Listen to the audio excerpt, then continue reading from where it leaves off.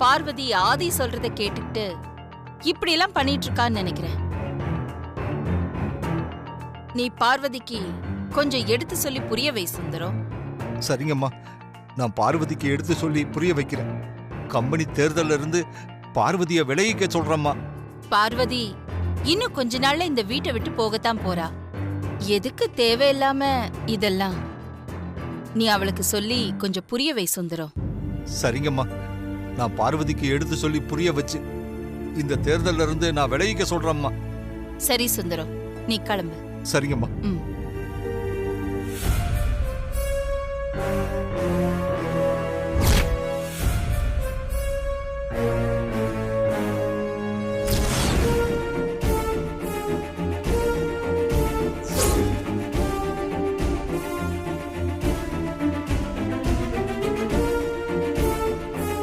பார்வதி, பார்வதி, இங்க வா.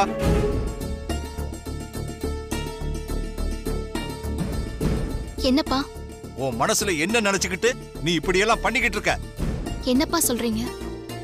நீங்க இப்படி கோவப்படுற அளவுக்கு நான் என்ன தப்பு பண்ண? கொஞ்ச நாளாவே நீ என்ன பண்றேன்னு புரியாம தானே எல்லாமே பண்ணிக்கிட்டு இருக்க.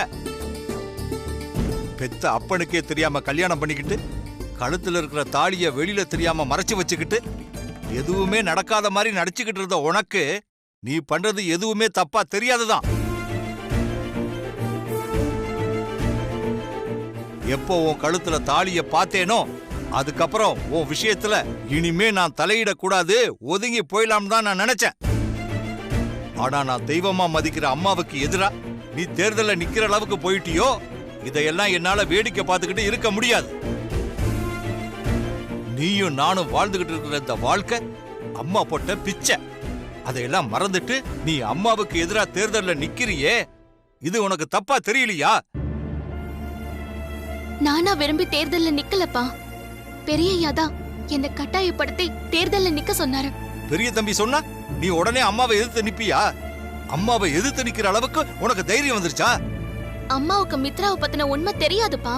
தெரிஞ்சிருந்தா அம்மா மித்ராவை அவங்க சார்பா தேர்தல்ல நிறுத்திருக்க மாட்டாங்க. நந்தினியோட தங்கச்சி தான் மித்ராங்கிற உண்மைய அம்மா கிட்ட இப்ப சொல்லவும் முடியாது. அதே நேரத்துல மித்ரா தேர்தல்ல ஜெயிச்சா அது அம்மாவுக்கு தான் ஆபத்துல போய் முடியும். இதையெல்லாம் யோசிச்சுதான் மித்ராவை ஜெயிக்க விடக்கூடாதுன்னு பெரிய என்ன எலெக்ஷன்ல நிக்க சொன்னாரு.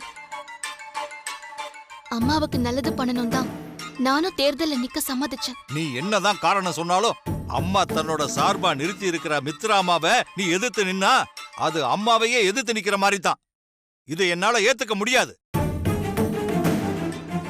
அதனால நீ இந்த தேர்தல இருந்து விலகிக்க. தேர்தல்ல மித்ரா ஜெயிச்சிட்டானா அவ அம்மாவுக்கு எதிரா சதி பண்ணி கம்பெனில பெரிய அளவுல பிரச்சனைய கொண்டு வருவாப்பா.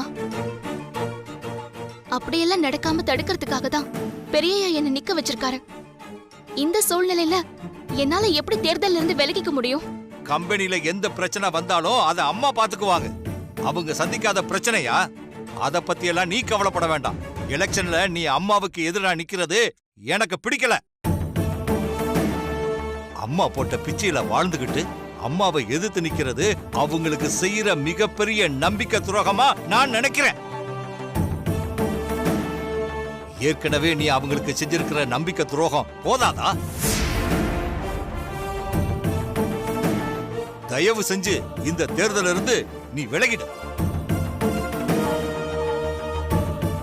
இப்ப போய் நான் தேர்தல்ல இருந்து விலகிதான் அது நான் பெரியய்யாவுக்கு நம்பிக்கை துரோகம் பண்ண மாதிரி ஆயிடும்பா. என்ன மன்னிச்சிருங்கப்பா. என்னால தேர்தல்ல இருந்து விலக முடியாது. உனக்கு அம்மா முக்கியமா இல்ல பெரிய தம்பி முக்கியமா?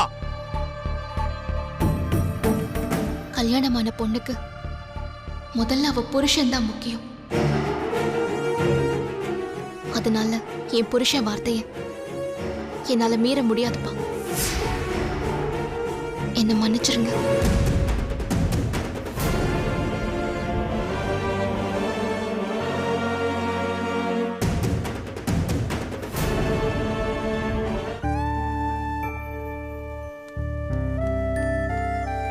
Hi daddy.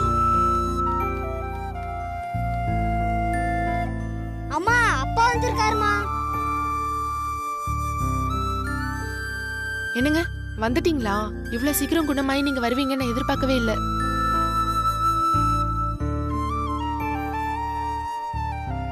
என்ன சார் இவர் ஒண்ணுமே பேச மாட்டேன்றாரு? இவருக்கு இன்னும் குணமாகவே இல்லையா? முன்னாடி இருந்ததை விட இப்போ கொஞ்சம் பெட்டரா இருக்குன்னு டாக்டர் எனக்கு கால் பண்ணியிருந்தாரு. வீட்டுக்கு கூட்டிட்டு வந்தா பழைய ஞாபகம்லாம் திரும்ப வரதுக்கு சான்ஸ் இருக்கு. ஸோ அதான் வீட்டுக்கு கூட்டிட்டு வந்தேன். உங்களுக்கு எந்த பிரச்சனையும் இல்லைல்ல? பணம்லாம் கரெக்டாக மாதம் வந்துடுதுல்ல? அதெல்லாம் வருது சார். நீங்க அனுப்புற பணத்துல தான் குடும்பமே நடத்திட்டு இருக்கேன். ரொம்ப நன்றி சார். நீங்கள் எதுக்குங்க நன்றிலாம் சொல்கிறீங்க? தீபக்கு செய்கிறதுக்கு நான் கடமைப்பட்டிருக்கேன். சரி, தீபக்கோட பர்சனல் லேப்டாப் எங்கே இருக்கு? உள்ள வாங்க சார்.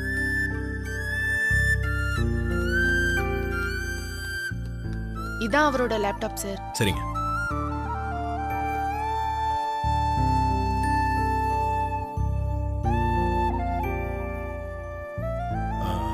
தீபக் என்ன ரொம்ப பிடிக்கும்? நான் போடுற காஃபி தான் சார் அவருக்கு ரொம்ப பிடிக்கும். அப்படியா? சரி, 2 காஃபி போட்டு தரீங்க? சரிங்க சார். தீபக், இந்த லேப்டாப்ல நந்தினி மித்ரா பத்தின ஆதாரம் எதனா வச்சிருக்கியா?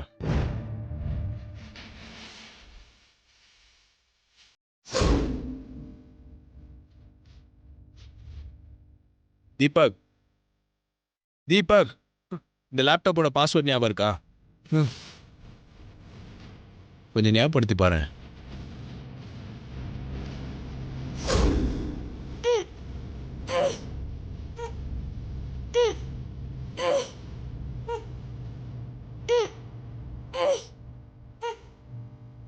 அப்பா அந்த கிச்சன் எனக்கு வேணும்பா. அம்மா அம்மா கத்துறதோ வரேன்டா. kitchen எடுத்து தர சொல்லுங்க அப்பாவை. என்னடா? கிச்சன் எனக்கு வேணுமா? என்னடா ஆச்சு? அம்மா அம்மா இந்த கிச்சன் எனக்கு வேணுமா?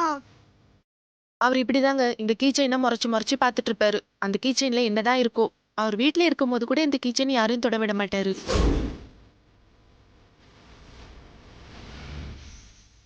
நீ வா, நான் உனக்கு வேற பொம்மை தரேன்.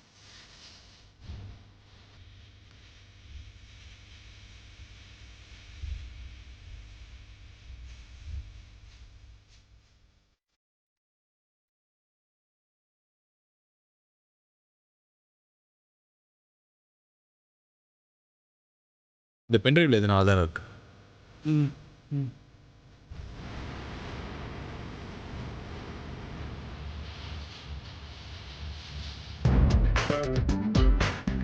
இந்தாங்க சார் காஃபி.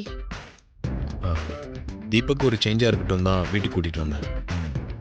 நான் திரும்ப அவனை ஹாஸ்பிட்டல் கூட்டிகிட்டு போய் விடணும். நீங்கள் அப்புறம் வந்து அவனை ஹாஸ்பிட்டலில் பார்த்துக்கோங்க. சரிங்க சார். சரி, போலாமா?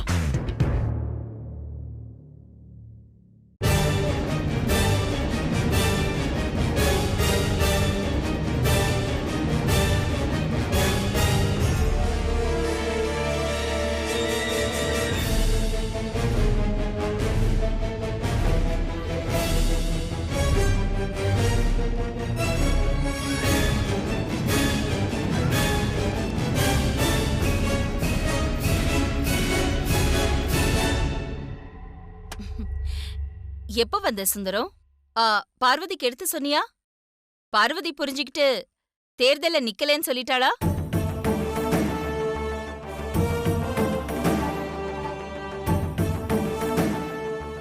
என்ன சுந்தரம்,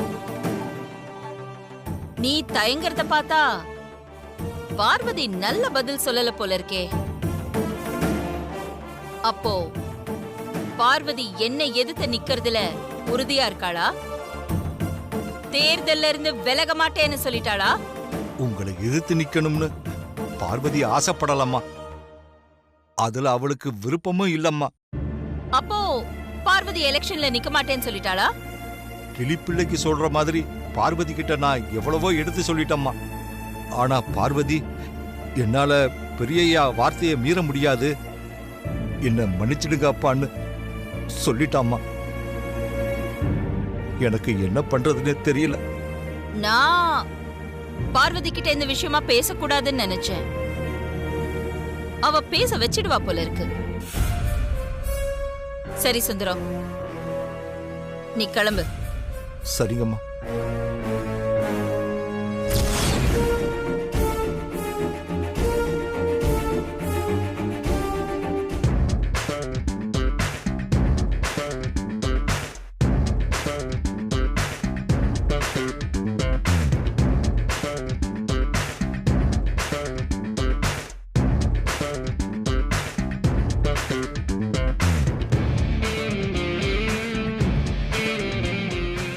வணக்கம் ஆதி. இந்த பென்ட்ரைவில் உங்களுக்கு தேவையான ஆதாரம் எதுவும் எதிர்பார்க்காதீங்க. இதில் நான் எந்த ஆதாரமும் வைக்கல. ஆனால் ஆதாரம் இருக்கிற குழு இதில் இருக்கும். ஒரு பாதுகாப்பை கருதி தான் நான் இந்த ஏற்பாடு பண்ணியிருக்கேன்.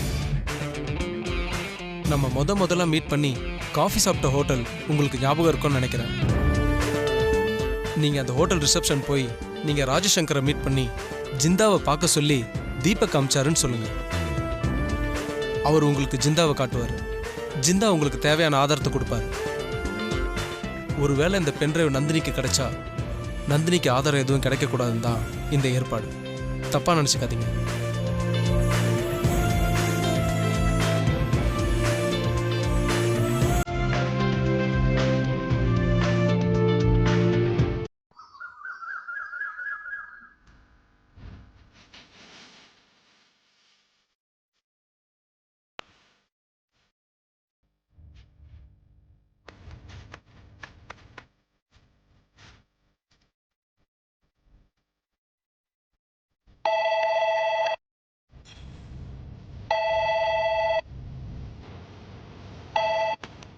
ஹலோ, எனக்கு ஸ்ட்ராங்கா ஒரு காஃபி எடுத்துட்டு வா. இதோ கொண்டு வரமா.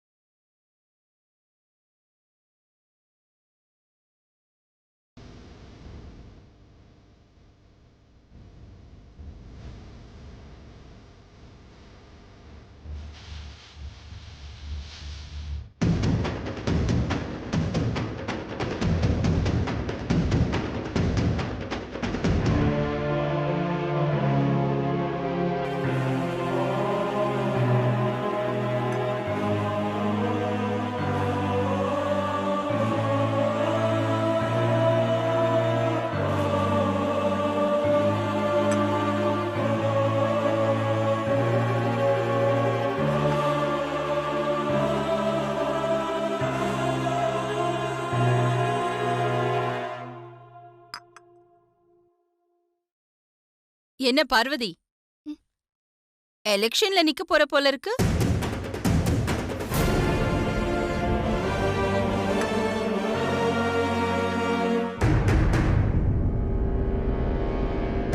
நீ இந்த வீட்டுக்கு வந்த புதுசுல உன்னை என் எதிரிலே வரக்கூடாதுன்னு சொன்ன. ஆனா இன்னைக்கு நீ என்ன எதிர்த்து நிக்கிற அளவுக்கு வளர்ந்துட்ட. உன்னுடைய இந்த வளர்ச்சி எனக்கு ரொம்ப ஆச்சரியமா இருக்கு பார்வதி. எனக்காகவும் இந்த குடும்பத்துக்காகவும் நீ எவ்வளவோ தியாகங்கள் பண்ணிருக்க. அதையெல்லாம் நான் மறக்கல, மறக்கவும் முடியாது. ஹார்ட் அட்டாக் வந்து கார்ல மாட்டிக்கிட்டு தவிச்ச அவரை நீ சரியான நேரத்துல வந்து காப்பாத்திருக்க. அது மட்டுமா, என்ன கடிக்க வந்த பாம்ப உயிருக்கு கூட பயப்படாம நீ உன் கையில புடிச்சு பாம்பு கடிய நீ கையில வாங்கிக்கிட்டு செத்து பொழைச்ச. எனக்காகவும் இந்த குடும்பத்துக்காகவும் நீ போலீஸ் லாக்அப்ல இருந்து கஷ்டப்பட்டிருக்க. அது மட்டுமா, என் மேலையும் குடும்பத்து மேலேயும் நீ விசுவாசமா இருக்கிறதுனால அந்த நந்தினி உன்னை வாட்டர் டேங்க்ல வச்சு சமாதி கட்ட பார்த்தா. அதுல இருந்தும் நீ உயிர் தப்பி பொழைச்சிட்ட. எனக்காகவும் என் குடும்பத்துக்காகவும் நீ என்னெல்லாம் கஷ்டப்பட்டிருக்கேல்ல பார்வதி. நான் ஒரு சாதாரண டிரைவர் பொண்ணுமா, உங்க வீட்டு சமையக்காரி. எனக்காக நீங்க இறங்கி வந்து ரத்தம் கொடுத்து என் உயிரை காப்பாத்தினதை விட நான் பண்ணது எதுவுமே பெரிய விஷயமே இல்லம்மா. இப்போ எதுக்காகமா அதெல்லாம்? என் மேல இவ்ளோ விசுவாசமா இருந்த நீ இப்போ எப்படி இப்படி மாறின பார்வதி? என்னம்மா சொல்றீங்க? நான் இப்ப மாறினேன். நான் எப்பவுமே உங்க மேல விசுவாசம் இருக்கிற அதே பார்வதி தான்மா. எனக்கு எதிரா நான் நிறுத்தி இருக்கிற மித்ராவை எதிர்த்து போட்டி போட தயாராயிட்டு என் மேல விசுவாசமா இருக்கிற அதே பார்வதி தான் நீ சொல்றது வேடிக்கையா இருக்கு. என்னை எதிர்த்து தேர்தல்ல நிக்கிற அளவுக்கு உன்கிட்ட மாற்றம் வரும்னு நான் கொஞ்சம் கூட எதிர்பார்க்கல பார்வதி.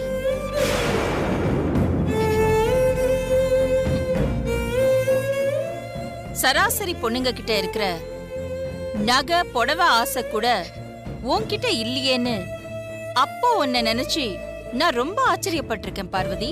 ஆனா இப்போ உனக்குள்ள பதவி ஆசை வந்திருக்குன்னா நீ ரொம்பவே மாறிட்டேன்னு தானே அர்த்தம். பேஷ். நீ அப்பப்போ என் வார்த்தையை மீறி எனக்கு பிடிக்காத விஷயங்களை செஞ்சிருக்க.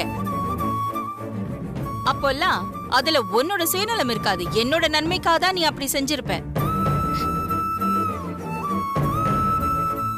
ஆனா இப்போ இந்த தேர்தலை பொறுத்த வரைக்கும் முழுக்க முழுக்க உன்னோட சுயநலம் தான் இருக்கு.